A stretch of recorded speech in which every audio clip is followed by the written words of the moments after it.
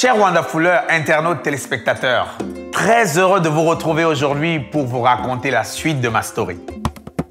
Après la découverte du fonctionnement du streaming et des agrégateurs, termes que j'aimais citer lors de discussions avec des amis pour les impressionner, j'avais décidé de me pencher un peu plus sur la question de la propriété intellectuelle.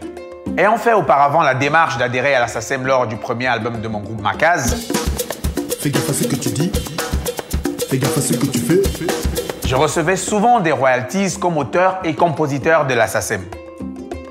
Je ne m'étais pas vraiment posé la question de savoir réellement ce qu'était le droit d'auteur jusqu'à ce que j'entre dans ma période d'autoprise en charge et de musicien entrepreneur. Je tenais donc désormais à comprendre tous les rouages et les rôles des différents intervenants. N'ayant jamais eu de manager, je me posais souvent la question de savoir si j'en avais besoin et quel serait son rôle.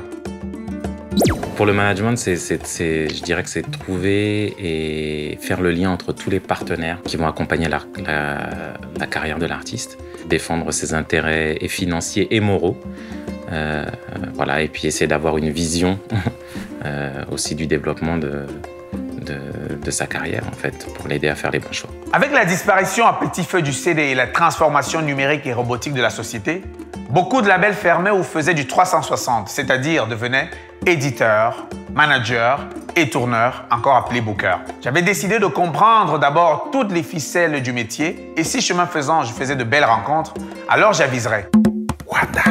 Je continuais alors à élargir mon apprentissage afin d'avoir les armes nécessaires à ma progression. J'étais allé à la SACEM afin d'obtenir de plus amples informations sur le droit d'auteur.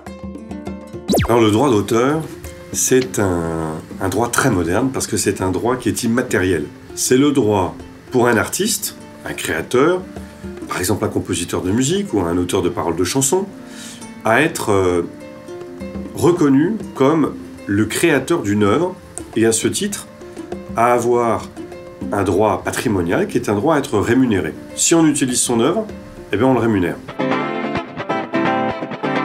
Le droit d'auteur aujourd'hui, il existe dans le monde entier, que ce soit la bande dessinée, le film, la série télé ou la musique que vous allez télécharger sur votre smartphone. Quand la musique est diffusée, il faut rémunérer les créateurs et c'est à ça que sert le droit d'auteur et c'est ça qui permet que le droit d'auteur fait vivre ceux qui nous font rêver.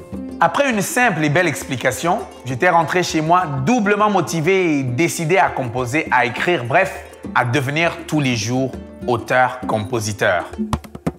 Un petit break pour écouter un peu de musique et vous retrouver au prochain épisode pour la suite de ma story. Je vous laisse découvrir et redécouvrir l'un des artistes qui ont accompagné ma jeunesse lorsque je courais en short dans les quartiers de Yaoundé, Ndédi Dibango. Très bonne écoute et à bientôt. Bissaï. Bye bye.